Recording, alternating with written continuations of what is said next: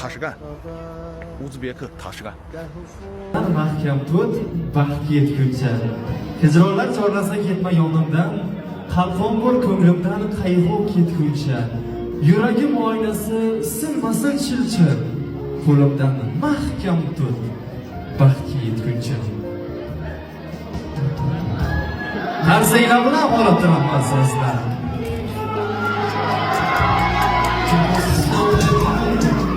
Marhamat, ana endi oila vakillari taklif qilamiz sizlarni ham. Oilamiz ustunlari bo'lgan insonlar, otajonim, onajonlar ham.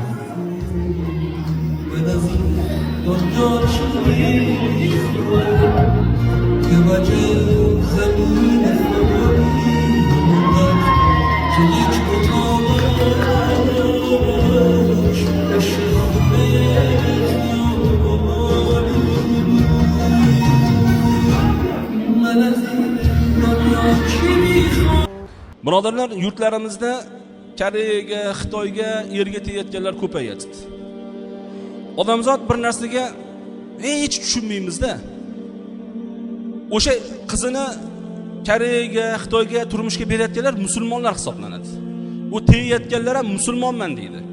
Lekin Alloh subhanahu va taolo mushrikka erga tegishlikni mu'minlar uchun harom qilgan. Hattoki mushrika ayollarni mu'min erkaklar olishni ham Qur'onda harom qilgan. Ahli kitobga uylansa bo'ladi. Ahli kitob Yahudi, Nasorolardan ahli kitoblar bor. Ana shularga uylansa bo'ladi, lekin mu'minalar turganda birinchi avvalo mana shularga nikohlanishlik kerak. Endi hozirgi kunimizdagi bu Koreyaga ketayotganlar videolar tarqalayapti. Ayollar turib olib firma qilib olgan, odamlarga tanishtiryapti. Borsang ering yaxshi ovqat qilib berishing kerak, karis tilini yaxshi bilishing kerak, boshqa. Birodarlar, u karis tilini bilishi qo'ying, u yaxshi ovqat qilib berishini ko'ring, u mumkin emas u. Mushrikka, iymoni bo'lmagan odamga muslimani erga tegishligi mumkin emas, harom amal u, harom. Alloh taolo Qur'oni Karimda buni harom deb turibdi. Boshqa bir oyatda astag'firu billah innamal mushrikuna najasun. Mushriklar deydi Alloh taolo. Najas, ahlat deydi. Ahlat iflos narsa deydi. Mushriklar iflos, najosat. Biz mo'min musulmon bo'la turib, mo'min musulmon odam bilib turib, farzandimizni o'sha karisga berayotganlar. Nimani hisobiga beryapsiz desa, asosiy moddiyligiga qarab qolganmiz, birodarlar, moddiyligiga. Bularni biz o'zini roziligi bilan turmushga beryapmiz, balki qullikka beryapmiz desak rozi bo'ladi. Qullik bu. Ochiqchasiga hozirgi odam savdosini boshqacha ko'rinishi. Biz qoyil qolmagan joyimiz ana shu firmalarni tashkil qilib qo'yganlari musulmonlar. Qanaqa qilib? Birodarlar, biz shunaqa yomon millat bo'ldikki, farzandi zurriyotlarimiz, ahli ayolimiz endi bularni kerak bo'lsa pul uchun g'oyri dinga, mushrikka sotyapmiz. G'oyri dinga, mushrikka. Najas bo'lgan, musulmon, haromxo'r bo'lganlar, g'irt haromxo'r bular. Na dini bor, na boshqasi bor. Mana shularga qizlarimizni qul qilib sotyapmiz. Aqlimizni ishlatmaymizmi, birodarlar? Qani bizning holatimiz? Mo'minmiz, musulmonmiz, o'zbek degan millat bor. O'zbek degan millatni g'ayurligi qolmadi hozir. O'zini bolasini, o'zini qizini, bola chaqasini mushrikka, dinsizga, kofirga sotyapti. Nima uchun? Pul uchun sotyapti. Vohalarga chiqsiz, vodiylarga chiqsiz, mana shu holat ketyapti bir chetdan. Hech kim bilmayapti deysizmi? Bilib turibdi. Qachonki mana shu narsalar ijtimoiy tarmoqqa chiqib odamlar, birodarlar, ko'zimizni ochishligimiz kerak. Alloh taboraka va taolodan qo'rqishligimiz kerak. Ba'zi bir ma'lumotlarga qaraganda odamlar aytayapti, shu Koreyaga bizdan kelin qolib ketganlarni deydi, bitta xonadondan 2-3 ta odam ham xotin qo'yib yurtdi qizlarni deydi. Otasi ham, bolasi ham, aka-ukasi ham. Shunga rozi bo'lib shuni jo'natayotgan ota-onalar qancha pul beradi? Shu qizingizni uzatib olib ketayotganiga qancha beradi? Nari borsa 10 ming dollar pul berayotgan ekan. 100 million so'm. Odamning qadri shu darajada past bo'lib ketdi, birodarlar. 100 million so'm uchun mo'min musulmonni g'ayri dinga, kofirga, najosatga sotyapti. Alloh taolo vaholanki Qur'onda uni bayonini keltirib turibdi. Mushrik, najosat bo'lar deb turibdi. Mana shularga musulmonlar rozi bo'lib farzandini sotyapti. Endi bular qanaqa ota-ona, qanaqa jamiyatda yashayapmiz, birodarlar? Islomni o'rganishligimiz kerak. Dinni o'rganishligimiz kerak. Alloh taolodan qo'rqishlik masalasi. bu narsalarni Xudoy taolodan qo'rqmayotgan odamlar qilyapti. Agar Alloh taolodan qalbida biroz qo'rqinch bo'lganda bu narsalarni qilmas edi. Lekin ming afsus, mana shu narsani nima qilyapti? Qo'rqmagan holatda qilyapti. Millat bugun ayollarni to'g'rilab olmayapti. Ko'cha-ko'yda yurayotgan ayollar bor, ko'ryapsizlarmi? 60 ga kirib qolgan, 65 ga kirib qolgan, jilet kiyib, sidirib yuradi. Bu yoqda yosh yigitlar bakalashkalarni otib, pistalarni chaqib yuribdi. Bunaqa xor millat qayerda bor, birodarlar? Shular ham kimnidir onasi, kimnidir qizi, kimnidir farzandi. Ayol, islomda ayolni qadri, qimmatini Alloh taolo ko'tarib qo'ygan.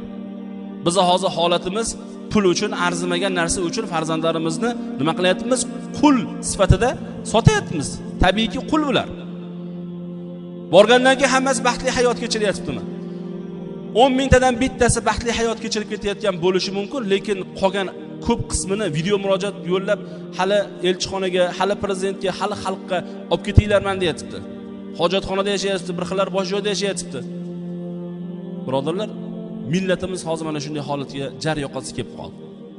Mana shu ishni qilayotganlar, shuni halol sanab olgan, shu firma ochib, shundan daromad ko'rayotgan, bilib qo'yinglar, topayotgan hamma puli harom shularni. Hamma puli harom.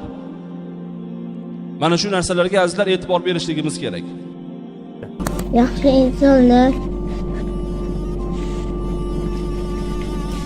operatsiyamga pul yig'ishga yordam beringlar.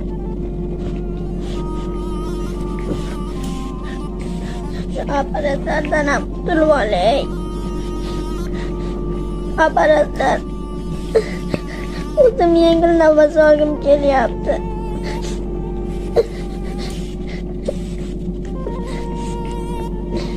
Operatsiyamga pul yig'ishga yordam beringlar.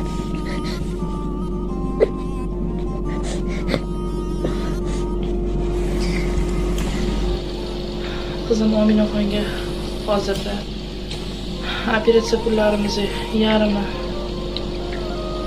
yarimidan kamroq shu 20 ming yig'ildi. Undan 25 ming yana operatsiyamiz uchun kerak bo'lyapti. Iltimos qilib so'radim.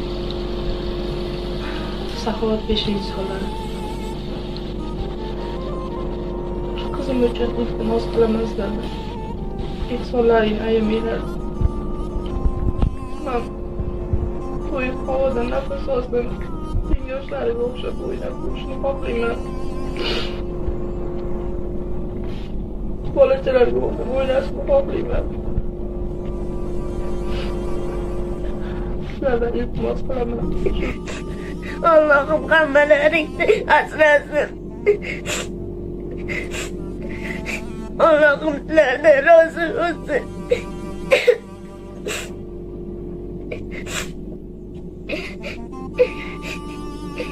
Men ham yaqin bo'lgan e'tibor qilinglar.